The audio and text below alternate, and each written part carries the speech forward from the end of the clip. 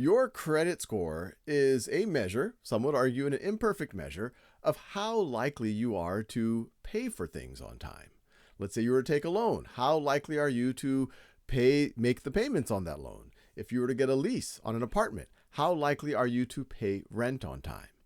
Now, there are three credit bureaus. They are TransUnion, Experian, and Equifax. And what happens is let's say that you have a credit card, and as you pay that credit card, pay the balance or pay the minimum payment on time, or you don't pay on time, that gets reported to these bureaus. These bureaus use an algorithm that comes from a company called FICO. It used to stand for Fair Isaacs Corporation.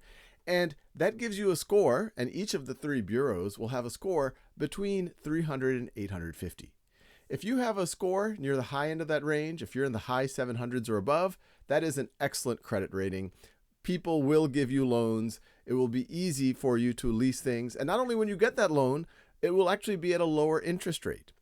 If your credit score is in the 600 to low 700 range, that's decent. You're probably okay, although you might in certain cases have to pay a higher interest rate than the people with the excellent credit.